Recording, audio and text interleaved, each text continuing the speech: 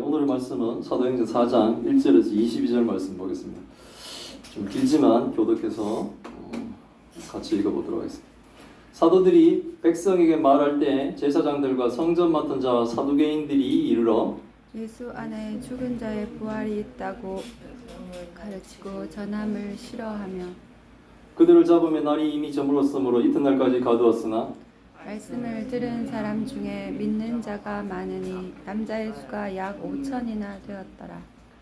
이튿날 관리들과 장로들과 서기관들이 예루살렘에 모였는데 대제사장 안나스와 가야바와 요한과 알렉산더와 및 대세 문중이 다 참여하여 사도들 가운데 세우고 묻되 너희가 무슨 권세와 누구의 이름으로 이 일을 행하였느냐? 이에 베드로가 성령이 충만하여 이르되 백성의 관리들과 장로들아, 만일 병자에게 행한 착한 일에 대하여 이 사람이 어떻게 구원을 받았느냐고 오늘 우리에게 질문한다면 너희와 모든 이스라엘 백성들은 알라.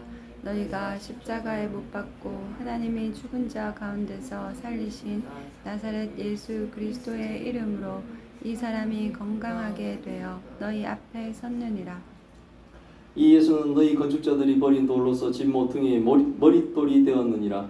다른 이로서는 구원을 받을 수 없나니 천하 사람 중에 구원을 받을 만한 다른 이름을 너희에게 주신 일이 없음이라 하였더라.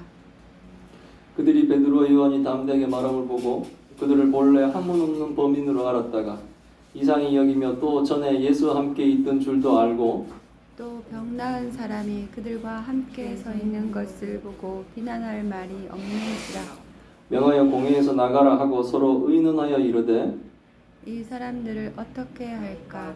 그들로 말미암아 유명한 표적 나타난 것이 예루살렘에 사는 모든 사람에게 알려졌으니 우리도 부인할 수 없는지라.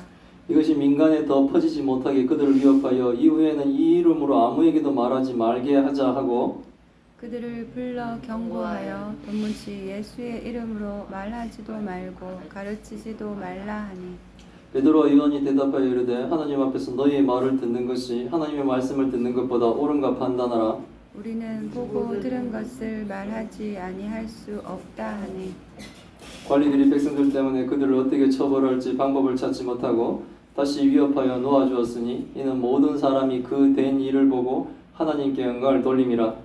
이 표적으로 병난 사람은 40여 세나 되었더라. 아멘. 오늘 말씀 제목은 사내들인 공회가 사도들을 신문하다라는 제목으로 말씀을 나누려고 합니다. 사내들인 공회라는 것은 뭐냐면 로마가 이제 아주 뭐 정복 활동을 엄청나게 열심히 했죠. 그래서 로마는 점령지마다 자신들이 통치를 더 편하게 하기 위해서 점령지 사람들에게 자치 정부를 허락했었어요. 그때 유대 땅에 지금 자치 기관을 허락해 준 것이 바로 사내들인 공회예요. 사내들인 공회는 로마가 유대 땅에 유대인들의 허락해 준 자치 기관이 사내들인 공회가 되는 거예요. 대제사장을 의장으로 두고 종교 지도자들을 중심으로 해서 구성된 유대인들을 관리하는 기관이 사내들인 공회예요. 그러니까 이게 성경적인 건 아니죠. 로마의 편의에 의해서 만들어진 거예요. 로마가 유대 땅을 잘 통치하기 편하기 위해서 유대의 지도자로 하여금 이렇게 자신들의 통치의 편의를 위해서 만든 것에 불과하지만 이 사내들인 공회는 엄청난 힘을 발휘하죠. 예수님은 십자가의 죽음을 집행하는 것은 십자가 행을 집행한 자는 로마인들이지만 왜냐하면 사내들인 공회는 사람을 사형시킬 수 있는 권한이 없어요. 하지만 그 외의 것들은 다 합니다. 사람을 잡아오기도 하고 감옥에 가두기도 하고 때리기도 하고 이런 여러 가지 것들을 하죠. 그 예수님이 잡혀오셔서 이 사람들에게 모욕을 당했죠. 그런 사내들인 공회가 지금 예수님도 십자가의 죽음으로 보내버린 이 사내들인 공회가 지금 사도들을 신문하기 시작하는 거예요. 예수님이 죽을 때 제자들이 도망가죠. 도망갈 때 구체적으로 이 예수님의 제자들이 두려워한 것은 죽음이지만 이 사내들인 공회를 피해서 도망가는 거예요. 그래서 이제 이 사내들인 공회가 예수 그리스도의 이름으로 뭡니까? 걷지 못한 자를 걷게 하는 이 기적적인 상황에서 이 사내들인 공회가 사도들을 신문하는 일이 벌어요. 이 지금 하나님 나라와 세상 나라의 이 충돌이 이제 본격적으로 일어난 사건이 오늘의 사내들인 공회가 사도들을 신문하는 일이에요. 사도들이 백성에게 말할 때 이게 사도들이 걷지 못하는 사람을 걷게 하고 예수님의 부활과 복음을 전할 때 이제 반대 세력이 등장하는 거예요. 제사장들과 성전 맡은 자 그리고 사도 개인들이 모입니다. 이들이 모이는 것은 지금 정기회의가 아니죠.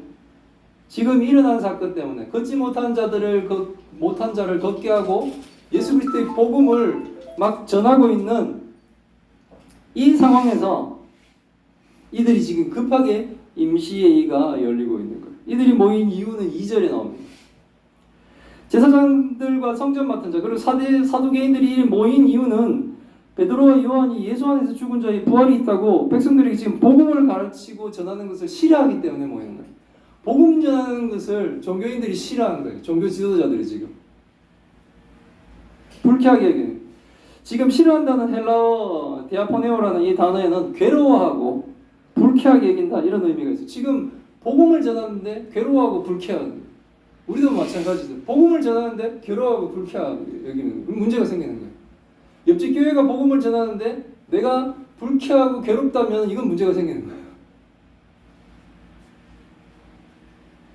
복음이 전해지는 것은 성도들은 다 기뻐해야 돼요.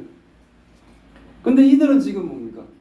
복음이 전해지는 것이 괴롭고 불쾌하다는 겁니다. 이들은 사도들이 복음을 전하는 것이 싫고 불쾌합니다.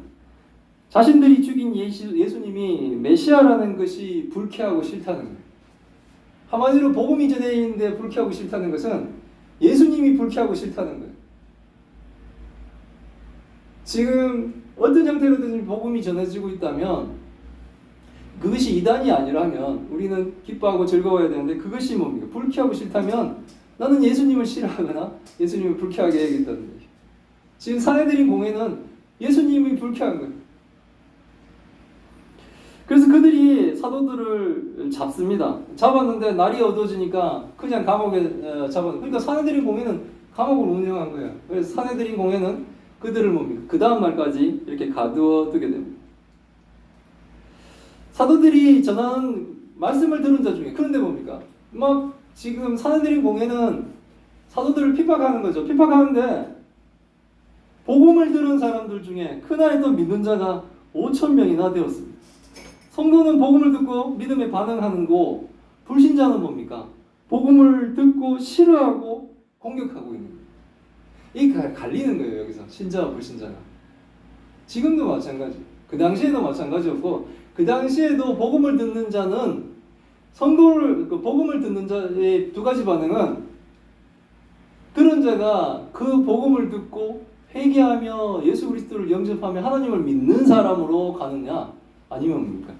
괴로워하고 불쾌하게 생각하고 공격을 하느냐. 지금도 마찬가지죠. 지금도 복음을 전하면 그걸 듣고 예수를 안 믿으면 천국을 못 가겠구나 이런 두려움, 그런 두려움에 내 죄를 예수님께 다 맡기면 구원받는다는데 나도 믿어볼까? 라고 이렇게 복음을 받아들이는 사람이 있는 반면에 누구는 뭡니까? 복음 전하는 것 자체가 괴롭고 싫고 불쾌하게 여기는 사람. 이게 갈리는 거예요. 똑같은 거예요. 지금 현상은. 그들이 아무리 지혜가 복음을 듣고 불쾌하고 싫어하는 사람들은 아무리 지혜가 높고 제사장이어도 불신자는 불신자의 반응을 하는 거예요.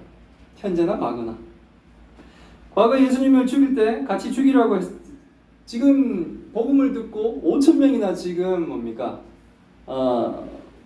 믿는 사람이 된 이 사람들도 과거에는 뭐였습니까? 예수님은 십자가 죽을 때 그 무리잖아요. 예수님을 살려줄까요? 아니면 살인자를 살려줄까요? 할 때 예수님을 죽이라고 소리쳤던 사람들이 여기에 있었을 거예요. 이 사람 5,000명이 지금 믿는 사람이라고 이렇게 회심한 자들도 그 당시에 예수님을 못 박아라 못 박아라 군중 속에서 외쳤던 사람들이 상당수일 거예요. 어쩌면 전부일 수도 있고요. 전부일 가능성이 더 높네요. 그때는 안 믿으니까. 그랬던 사람이 지금 돌아오는 거예요. 우리도 마찬가지죠. 우리도 예수 그리스도를 믿기 전에는 뭡니까? 교회가 하는 거 싫어했죠. 막 이렇게 나를 믿으라고 괴롭히냐라고 그런 말까지 한 적도 있어요. 저는. 그 당시에는 뭡니까? 토요일 근무가 일상이 아니었는데 요즘은 토요일 주일 다 이렇게 쉬지만 그 당시에는 토요일 정상 근무. 저는 화학 공장 다니다 보니까 토요일도 정상 근무를 다 해야 됐어요. 반 공휴일도 아니고. 그런 거 보면 주일밖에 쉴 날이 없는데 교회를 자꾸 가자 그러니까 그럼 나는 언제 쉬느냐고 막 이런 푸념도 했던 그런 참 사람이 지금 목사가 됐으니 이것도 참 기적인데요. 그런 일이 있는 거예요. 그런 반응들이 벌어지고 있는 거예요. 과거에는 뭡니까?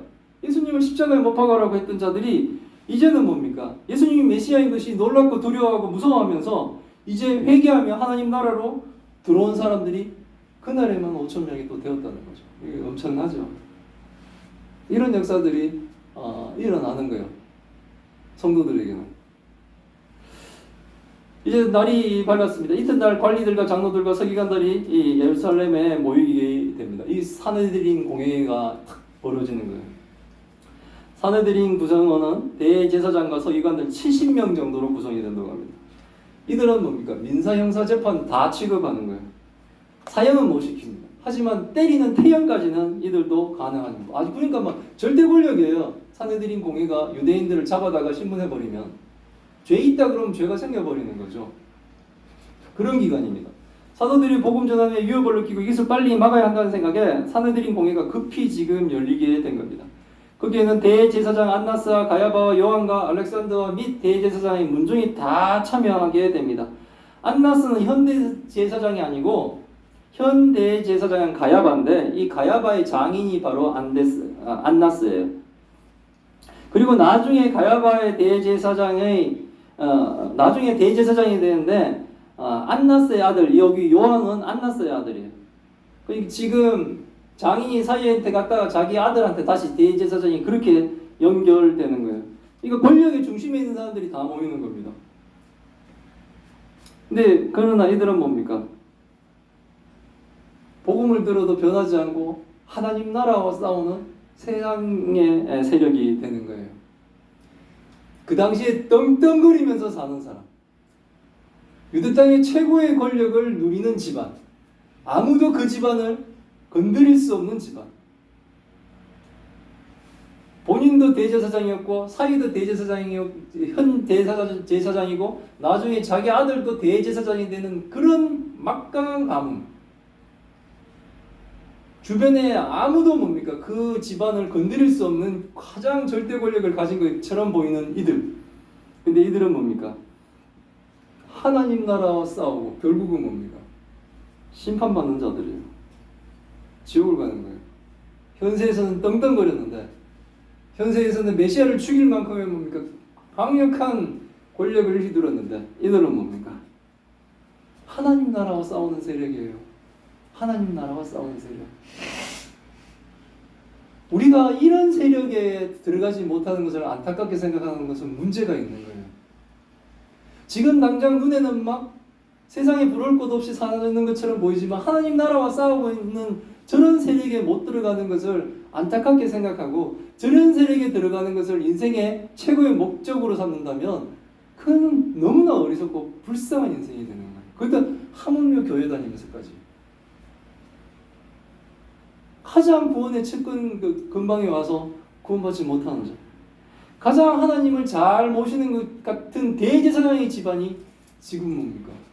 하나님 나라의 문을 막고 자기도 안 들어가면서 남들도 못 들어가게 하고 있는 그런 집안이 되어버린 거예요. 세상 불쌍한 사람들이죠. 이들이 사도들을 가운데 세우고 묻기시냐 신문한다는 거죠. 너희가 무슨 권세와 누구의 이름으로 못 끊는 자를 고치고 복음을 전하느냐고 얘기해요. 이 일을 행했다는 건 복음을 전한다는 얘기죠. 이 성령이 충만한 베드로가 대답을 합니다. 베드로의 변화도 대단히 놀라운 겁니다. 더 이상 베드로는 과거에 예수님을 3번이나 부인하고 도망갔던 이 나약한 베드로가 아니에요. 베드로가 도망갔던 건 뭡니까? 이 사내들인 공회가 무서워서 도망간 거잖아요. 나도 잡혀서 예수님처럼 저렇게 당할까봐 무서워서 그 여자 종이 막 묻는데 예수님을 3번이나 부인하면서 닭이 울기 전에 3번 부인하면서 도망갔던 그 베드로, 그 나약했던 베드로가 이제 성령이 충만해지니까 베드로는 완전히 변했습니다. 사내들인 공회를 두려워하지 않습니다. 죽음을 두려워하지 않는 겁니다.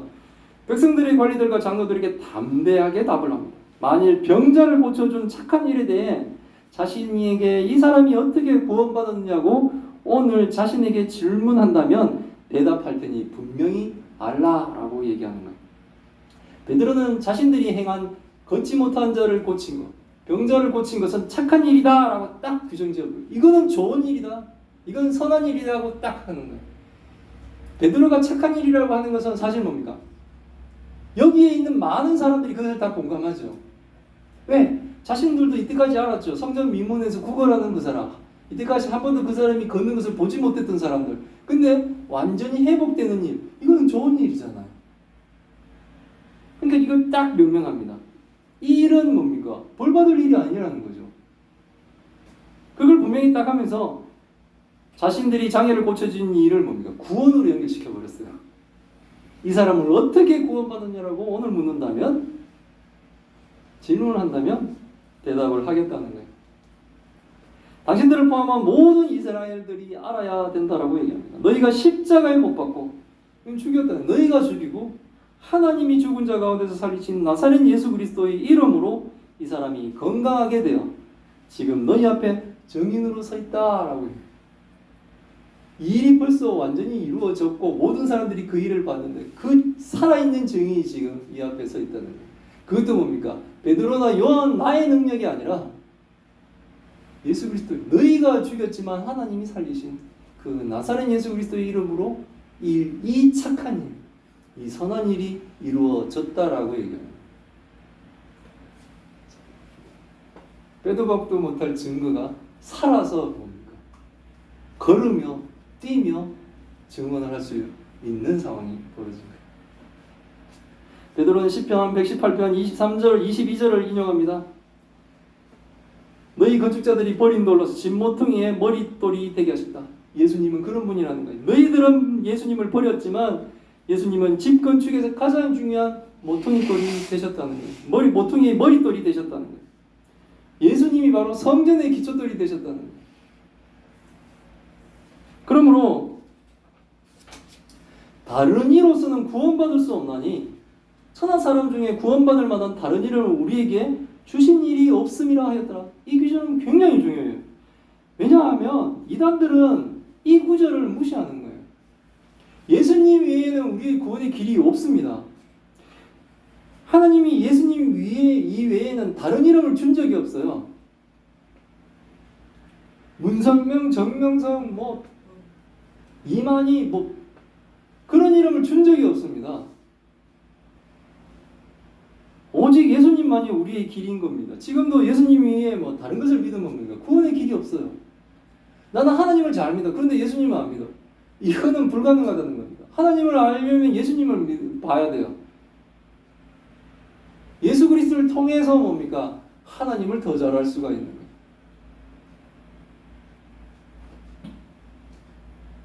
성령이 허락하시지 않으면 아무리 성경을 봐도 뭡니까? 예수 그리스도를 알 수가 없죠. 학자처럼 집안 벽을 돌아가면서 그 많은 책을 지었다는 학자도, 그렇게 성경을 읽었다고 하는 사람도 나는 예수를 믿지 않지만 이렇게 강의 시작하는 걸 보고 와, 정말 공로 없이 우리는 은혜를 구원받는구나, 그 생각을 했던 적이 있었습니다. 다른 이유는 구원받을 수가 없습니다. 왜? 하나님이 그 일을 허락하지 않았기 때문입니다. 지금 우리가 사도행전을 이제 배우고 공부하기 시작하는데, 이 사도행전의 초기 부분을 정말 열심히 보시면 우리의 구원의 길이 분명히 보이는 거예요. 열리는 거예요. 그게 믿어주시기 바랍니다. 하나님의 은혜로. 아멘. 사내들인 공회는 깜짝 놀랍니다. 그들이 베드로와 요한이 담대하게 말하는 것을 보고 원래 이들이 학문이 없는 보통 사람인 줄 알았는데 이상하게 여기며 전에 예수와 함께 부인할 수가 없어요. 베드로와 요한이 옛날에 예수와 같이 있었던 것도 알고 있는 거예요. 또 뭡니까? 병나은 사람이 그들과 함께 있는 것을 보고 어떻게 비난을 할 수가 없어요. 이들에게 잘못했다고 얘기할 수도 없어요. 왜? 착한 일을 했으니까. 그래서 뭡니까? 성도는 하나님이 일을 하면 떳떳한 거예요. 근데 성도가 세상 일을 하게 되니까 이상하게 변하는 거예요. 거짓말을 못 하듯이. 그러면서 자꾸 하나님 이름을 자꾸 끌어다가 자기 방패막이로 삼으면서 온갖 나쁜 짓을 다 하려고 하는 거예요. 하나님 가만히 내버려 두겠습니까? 그런 사람들. 사실 걷지 못하는 사람의 이 걷는 것도 굉장히 뭡니까? 놀라운 기적이죠. 근데 그만큼 베드로와 요한의 변화도 기적 같은 변화입니다. 사내들은 베드로와 요한이 과거에 예수와 함께 있었던 것도 알고, 과거에 예수와 함께 있었다는 것을 안다는 것을 우리는 하나 더 알죠. 이들은 예수님이 잡히시고 돌아가시고 도망갔던 사람들이라는 것을 알죠. 또 병나은 사람이 사도들과 함께 서 있는 것을 보고 베드로를 비난할 수 없었다는 상황들이 딱 벌어지는 거예요. 이 사내들이 예수님을 잡아다가 때에 매질을 했던 이 사람들이 이제는 뭡니까? 어쩔 수가 없는 상황으로 가는 거예요. 그들이 명하여 공회에서 나가라고 서로 의논하기 시작합니다. 공회에서 사도들을 일단 내보냅니다. 왜냐하면 자기끼리 서로 의논하기 위해서 그랬습니다. 세상은 명분이 없을수록 어떻게 하는 줄 압니까? 밀실거래를 해요. 사람들이 모르는 곳에 모여 자기네들끼리 쑥쑥 뜬다고요. 거리낌이 없는 사람들은 뭡니까? 공개 회의를 하죠. 근데 정당들이 뭡니까? 자기네들 거리낌하면 어떡합니까? 기자들 다 내보내고 자기네들끼리 뭡니까? 비공개 회의를 막 하죠. 떳떳하지 못한 자들은 그렇게 하는 거예요. 쑥덕거림을 하는 거예요. 밀실에서. 지금 그렇게 하고 있는 겁니다. 그들은 사도들을 어떻게 할까 고민합니다. 사도들을 하여금 걷지 못하는 자가 걷는 이 유명한 표적이 실제로 일어났고 예루살렘에 사는 모든 사람들이 알고 자신들도 지금 뭡니까? 부인할 수 없는 명백한 사실이기 때문에 이들은 뭡니까? 고민하기 시작하는 거예요. 자기들 스스로 이렇게 명백한 사실이면 그 사실을 받아들이고 뭡니까? 예수를 믿으면 되잖아요. 이 사람들도. 이 정도로 고민을 하고 있는데 이거 사실 고민하는 이유가 없죠. 왜?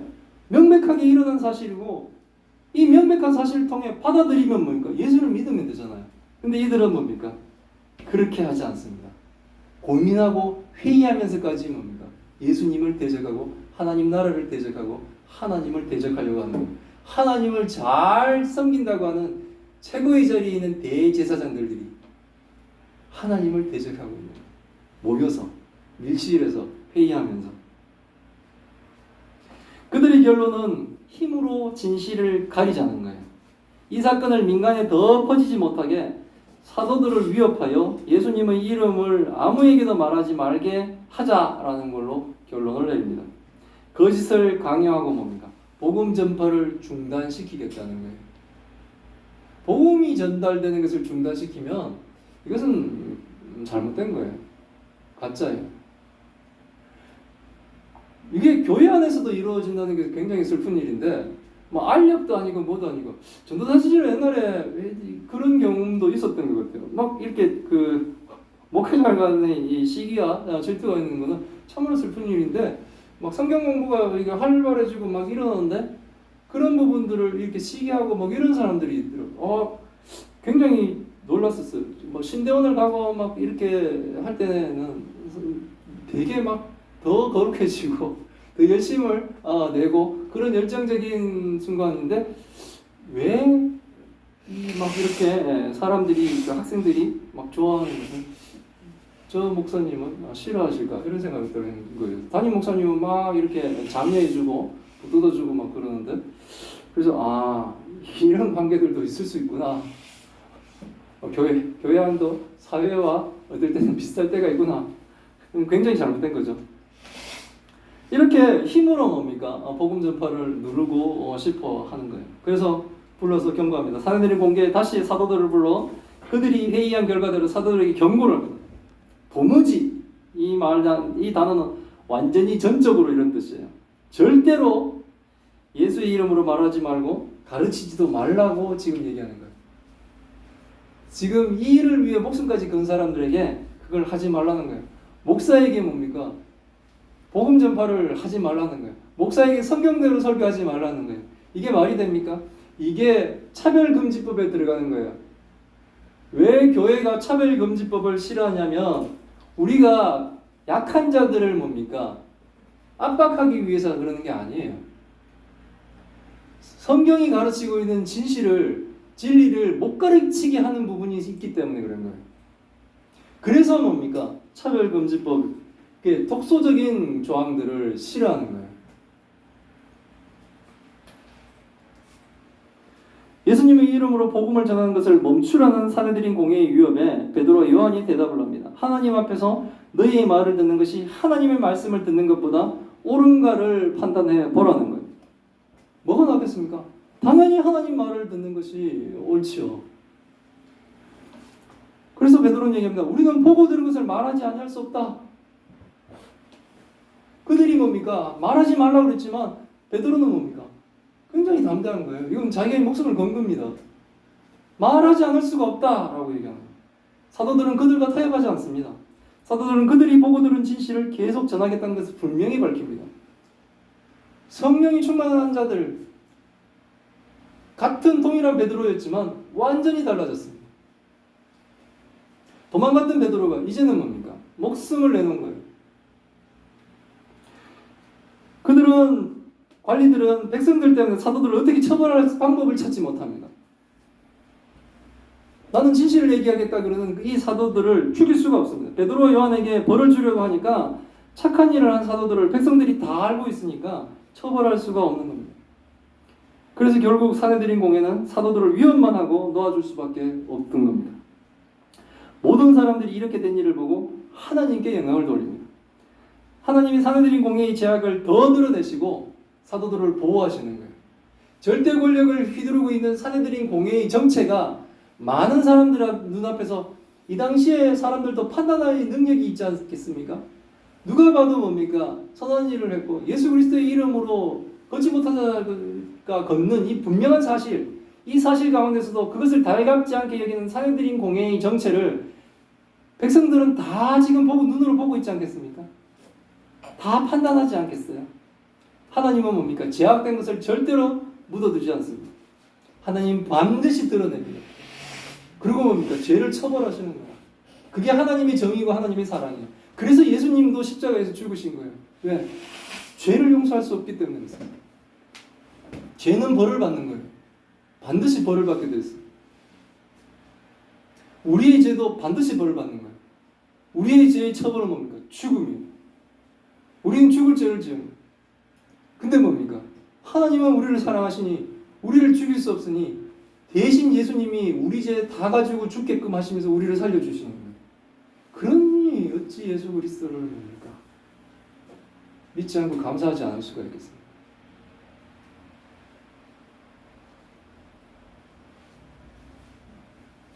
하나님이 이 사건을 통해 이 서슬퍼른 사내들인 공회의 이 신문 과정을 통해 하나님은 더욱더 하나님의 영광을 드러내시고 악한 것들을 더욱더 뭡니까? 그 악을 드러내게 하시는 거예요. 그러면서 뭡니까? 사도들은 하나님이 보호해 주셨어요. 22절에 이렇게 기록하며 마칩니다. 오늘의 본문이. 이 표적으로 병 나은 사람은 40여 세나 되었더라. 걷지 못하던 그 사람의 나이를 얘기하면서 왜 이 기록을 했는가 하면 이 사건이 신화나 전설이 아니라 실질적으로 일어난 역사다, 정말 있었던 일이다 라는 것을 보여주기 위해서 기록한 겁니다.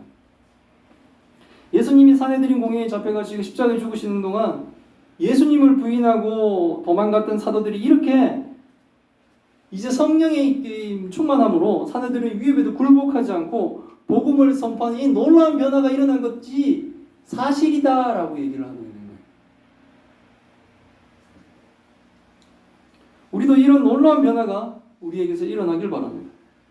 그래서 성령이 충만한 어떠한 핍박에도 복음을 담대히 전하는 공동체가 되기를 바랍니다. 하나님을 믿는 성도는 거짓과 세상의 권세에 타협하지 않습니다. 그 길이 뭡니까? 순탄하지 못한 길일지라도 우리는 뭡니까? 누굴 믿습니까? 하나님을 믿어요. 하나님이 사도들을 보호하셨지 않습니까? 하나님이 뭡니까? 하나님의 영광을 더 드러냈고 사내들인 공회의 그 악함을 세상에 드러나게 하시지 않았습니까? 우리에게도 마찬가지인 거예요. 내가 요번 이 위기만 넘어가기 위해서 저들과 한 번만 타협하겠다. 다시는 두 번 다시 타협 없이 이번 한 번만. 아니요. 그렇게 되면 안 됩니다. 그러면 그들과 이제 완전히 서서히 물들어갑니다. 못 빠져나옵니다. 성도는 그렇게 하는 것이 아닙니다. 성도는 거짓과 세상과의 이 세상의 권세와 타협하지 않습니다. 그리고 구원의 길이 오직 예수 그리스도뿐임을 믿으며 하나님의 영광을 위해 사는 것이 교회와 바로 성도입니다. 사도들이 성장해 간 것처럼 우리들도 변화가 있고 계속 성장하는 이 성도의 삶을 온전히 살아가시기를 기원합니다. 아멘. 아멘. 기도하겠습니다. 하나님 감사합니다. 오늘 말씀을 통해 하나님의 뜻을 알게 하시니 감사드립니다.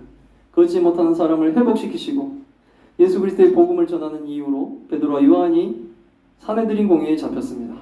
과거에는 예수님을 3번씩이나 부인하며 도망갔던 베드로와 사도가 이제는 죽음도 두려워하지 않으며 사내들인의 위협에 전혀 타협하지 않고 담대히 예수 그리스도의 복음을 선포합니다. 하나님을 믿는 자, 예수 그리스도를 통해 구원받은 자는 거짓과 세상의 권세와 타협하지 않음을 배우며 우리도 참교회 참성도의 삶을 온전히 살아가게 하여 주옵소서. 구원의 길이 오직 예수님뿐이며 다른 이름을 우리에게 허락하지 않았음을 분명히 알고 믿게 하옵소서. 베드로와 요한이 변하고 성장하는 것처럼 우리도 거룩하게 변하고 거룩하게 성장하게 하여 주옵소서. 복음을 받아들이지 않고 하나님 나라 밖의 사람들을 불쌍히 여기고 계속 복음을 전할 수 있는 용기와 기회를 허락하시고 우리 예수사랑교회와 성도가 복음을 전하는 그 사명을 온전히 감당하게 주님 도와주옵소서. 하나님 또 큰 병으로 고통받고 있는 주의 딸들과 또 하나님 고통 속에 있는 어린아이를 주님 긍휼히 여기시고 불쌍히 여기셔서 하나님 이 병이 깨끗이 나는 놀라운 역사가 일어나게 하여 주옵소서. 걷지 못한 자가 걷는 이 놀라운 기적이 우리에게도 일어나게 하시고 하나님의 영광이 되게 하시고 그들이 모두 산정인으로 예수 그리스도의 복음을 전하는 놀라운 역사가 일어나게 하여 주옵소서.